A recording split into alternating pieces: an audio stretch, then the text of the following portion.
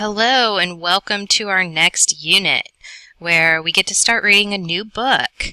I'm excited for this one because students usually like it pretty well.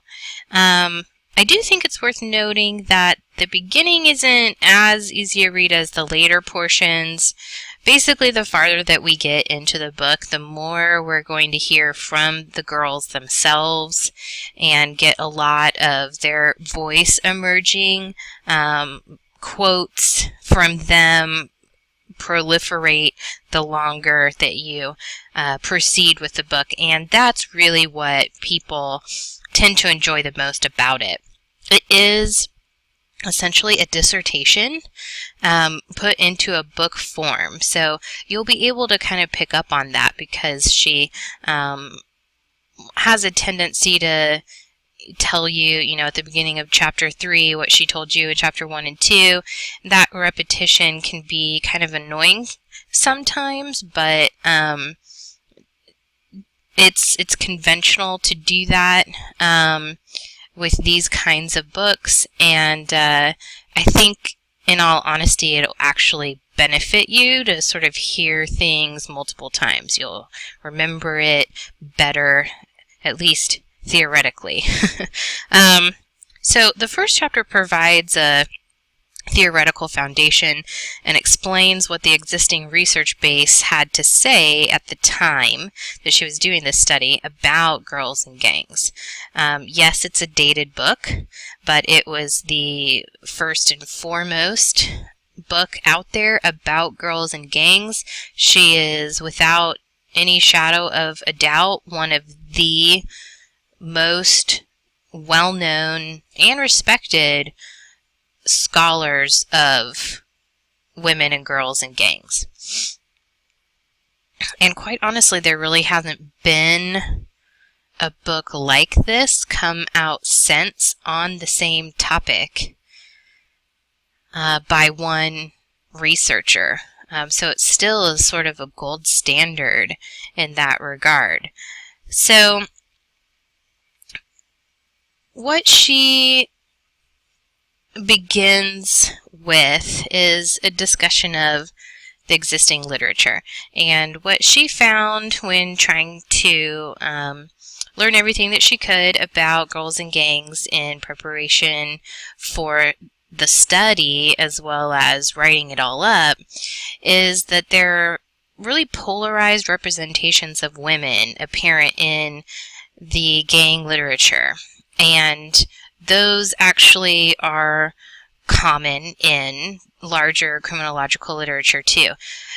She says they take the form of the empowered agent or street feminist and the total victim. So basically, when you look at the gang literature that talks about girls, women, females in any relation to a gang, you're going to see them talk about those women in one of these two ways. Those who are talking about them as the street feminists often are actually studying or writing about all female gangs, and so those women look very autonomous, very independent, very driven, in full control of their own lives, in full control of their own criminality. They're not answering to men. They're not taking orders from men. And that is in basically stark contrast to the way that other people talk about women as they're related to gangs. There's a lot of... And there's kind of sort of two ways within this category of total victim that women get talked about too. Men like Albert Cohen, who we looked at as one of the strain theorists early on. A lot of men in his time, 50s, 60s, saw girls having some attachment to a gang, some involvement in a gang, didn't view them as real members, saw them as sidekicks, wrote about women's roles in the gang as carrying the guys' weapons in their purses, hiding the weapons when needed, or they're talked about as ugly, masculine, tomboys, feminine failures. And the other piece of that focuses on girls in gangs as sexual pawns. Like they were brought into the gang or brought into association with the gang to satisfy the sexual urges of the men in the gang. And so the, view of those girls tends to be that they're pawns, they're being used by men. Perhaps even they were coerced into participating in this type of crime. Possibly even they were forced. Now, as I said, these polarized representations, these two dichotomous, approaches to studying female gangs and females in gangs is not unique to gangs. This is something that we see in the larger criminological research as well. And Jody Miller talks about this in length in chapter 1. So she's basically saying that there's two camps when it comes to studying women in crime. The first is,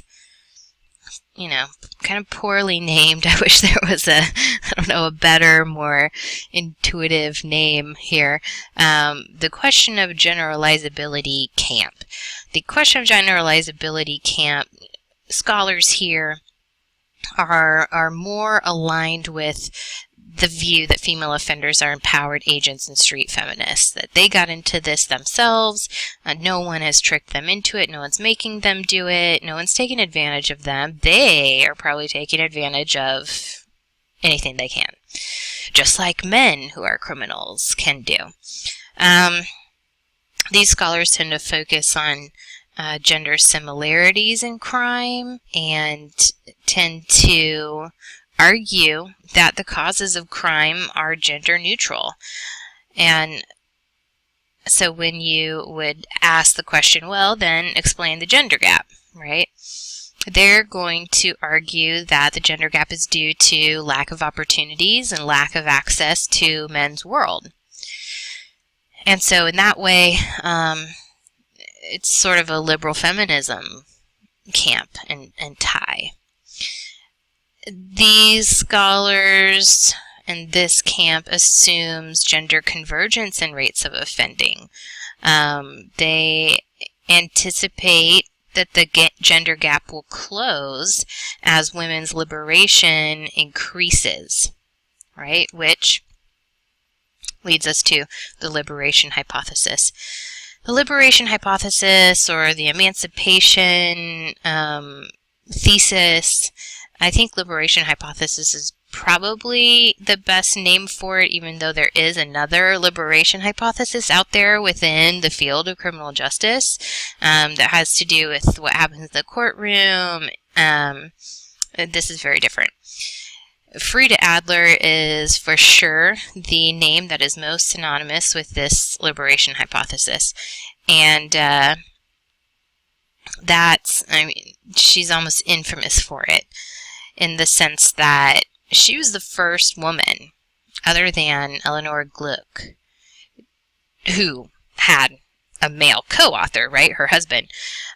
Frida was the first woman to write a book about women's offending. And it was broader than just, she wasn't trying only to articulate this hypothesis in her book. It was about women's offending much more broadly. But because of, sort of what it implied about the effects of feminism, she became extremely well known. Like, she went on Barbara Walters. She did a talk show circuit when this book came out a long time ago. And that's just to give you a sense of how significant this was and how, it reached out into popular culture. So basically what she was saying, she wasn't trying to put out a theory, and she wasn't trying to get people to go and test this theory. She was more making an observation that in her, in the course of her routine studies and research, she was seeing women taking a more active role in criminality, and she was just trying to understand why that was. And she argued that, this was because of women's liberation, second wave feminism. She argued women's offending will increase over the years as they take on more masculine roles and shed feminine roles, which are more protective against offending. And so you can probably imagine how, say, the radical feminists received this information not well, and it really caused quite a stir.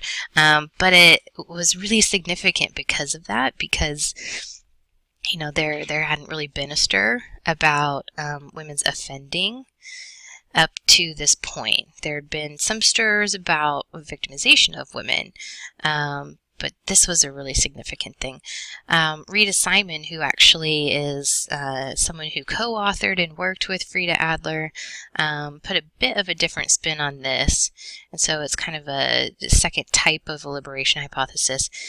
She argued that women's offending will increase as they enter the workforce, because they'll encounter increased criminal opportunities to, embezzle, to engage in more white-collar crime that they didn't have the opportunity to do before because they weren't in the workforce. So that was a much more, narrowed down and specific claim and prediction that she was making. These two women are, and their arguments, are really what make up the base of liberation hypothesis. There's a third that Jody Miller talks about that came along much later, and we're going to talk about that in the next video. What I want to do right now, though, is remind you that people did engage in a lot of study to try to prove or disprove the liberation hypothesis, and the research is really mixed. And one thing that we definitely know is that women's liberation did not lead to increased violence outright. And that kind of goes back to what we talked about in Unit 3, Part 3, when we were looking at juvenile justice and girls' rates of arrest for violent crimes like assault and aggravated assault, and how we compared the arrest rates to the self-reported victimization rates and self-reported offending rates, and all of those data were not telling the same story. It's essentially the same thing when it comes to trying to understand if these predictions were going to be true or held true or not in the future, and by and large they really didn't. One thing that I'm going to do in addition to the videos on the lecture slides is I'm going to post about a 10-minute segment of an interview with Frida Adler, and I'd like you to take a look at that before you go into the second video on Chapter 1.